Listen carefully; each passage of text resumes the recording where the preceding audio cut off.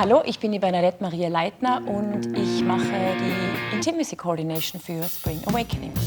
Ich als Intimacy Coordinator bin dafür verantwortlich, intime Szenen im Stück zu identifizieren, und dann spreche ich das ganz genau mit dem Regisseur oder der Regisseurin ab, was genau der Inhalt ist, welche Bilder erzeugt werden sollen. Ich gebe auch kreativen Input.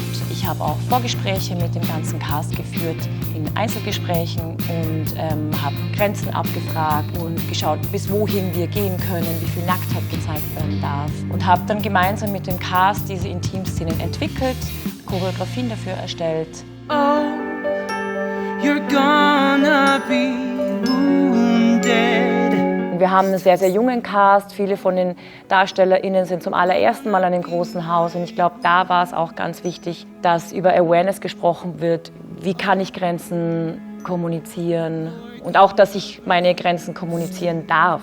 Viele Menschen verstehen meinen Job ein bisschen falsch, weil sie immer denken, sobald eine Intimitätskoordinatorin involviert ist, dann geht es um Zensur oder geht es um, jetzt dürfen wir das und das nicht mehr zeigen. Es ist so, die Sexpolizei ist da und jetzt darf man das und das nicht mehr machen. Darum geht es gar nicht, sondern es geht darum, Geschichten zu erzählen. Und ich bin immer dafür, wenn es notwendig ist, inhaltlich explizite Inhalte zu zeigen. Ich finde das total wichtig. Aber es ist für mich immer stückabhängig und situationsabhängig. Haven't you heard the word, how I want you?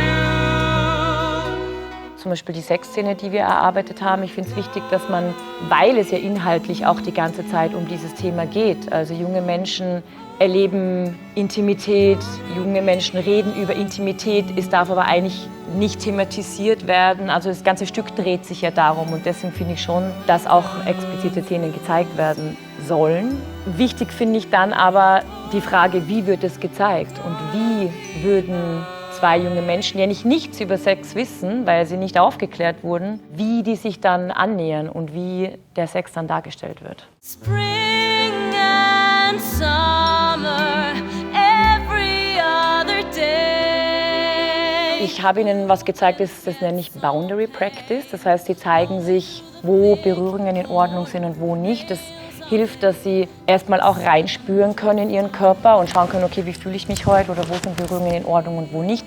Natürlich haben wir choreografische Abläufe festgelegt, aber es kann ja sein, dass dann tagesbedingt irgendwie was anders ist und dann könnte man kleine Sachen adaptieren. Aber das ist schon mal so ein kleiner Moment, wo Darstellende ein Check-in machen können, wo sie einfach vor der Vorstellung mal in Kontakt treten. Da ist ja oftmals gar nicht so viel Zeit, weil man ist in der Maske, man muss sich aufwärmen. Und deswegen ist es gut, wenn man sich einen Moment sucht und fragt, wie geht's dir heute? Passt für dich heute alles? Können wir die Szene genauso spielen? Ja, super. Und dass man nach dem Stück so einen kleinen Check-out-Moment hat, das hilft ganz vielen Leuten, sich von der Emotion dann auch ein bisschen zu trennen oder halt reinzugehen in eine Emotion und zu wissen, meinem Spielpartner, meiner Spielpartnerin geht es gut heute und wir können es genauso machen, wie wir es geprobt haben.